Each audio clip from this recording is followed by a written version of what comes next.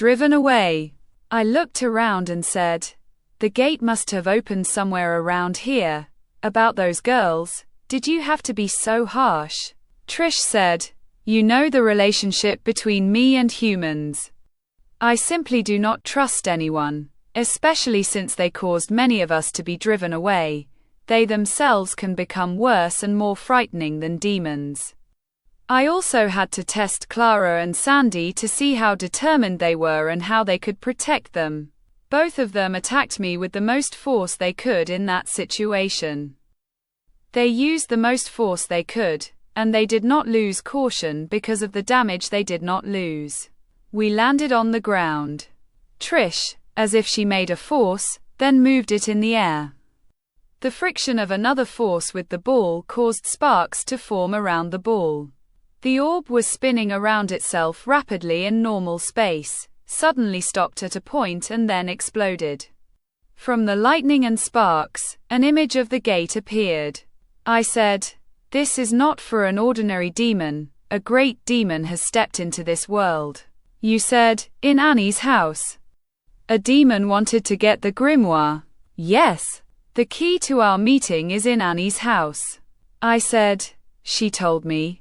Someone took the second necklace. That necklace reacts to shaitan and supernatural beings. But not to an ordinary human. I'm going to find her.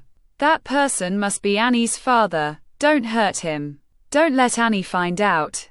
I promised her that I wouldn't do anything to her parents. Trish laughed and said, you promised? When did demons keep their promises?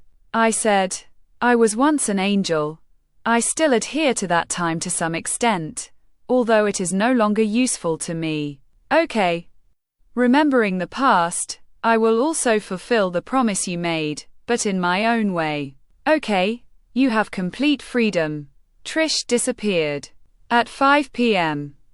Miller went to Argavan's house with the office painter.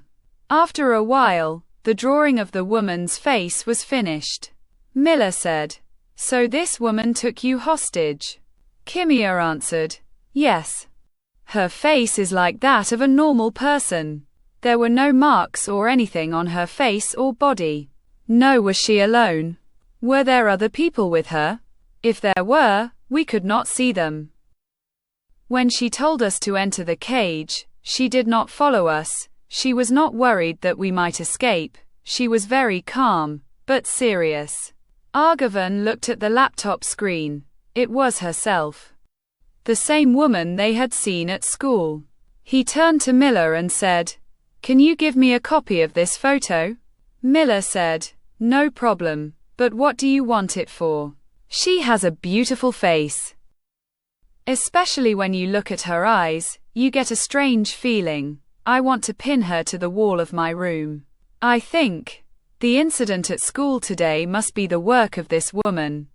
If she has such power, there is nothing we can do. We can't arrest her or even kill her. Kimia asked, what do you want to do? Miller replied, we need to find out, why is she doing this? And what does she want from you? Argavan said, she wanted to test me and Nina, meaning there is something we can do that others can't.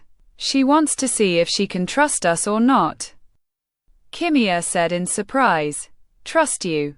A supernatural being? It's like a story in a movie. Miller said, I'll definitely come back to you with this photo. The administrative procedures of the case are complete. The formalities and legal procedures must be followed. If there is any news, let me know. She stood up, noticed the cat looking at the laptop. She smiled and said, this photo is interesting even for a cat. After she and her colleague left, Argavan went to her room. She thought to herself, if she wanted to, she could come into this room too. Even if he came to her while she was sleeping, no one would understand. Maybe she was even watching him now. She looked around. The door to the room opened a little. Argavan half got up from the edge of her bed. The cat entered the room and meowed softly upon seeing her.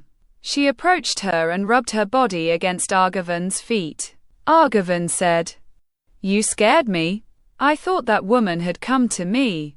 I saw her at school today. When she appeared, I couldn't move from the cup. Her eyes, while beautiful and frightening, must also be dangerous. The cat looked at Purple carefully, then placed its paw on her leg, as if it wanted to give her courage. You are a strange cat. Are you different from other cats? I wouldn't be surprised if you talked to me now. The things you did to those dogs are not done by any cat. Do you know what that woman wants from us? The cat meowed softly and reached the edge of the bed. I'll have to ask her next time. Then she lay down on the bed.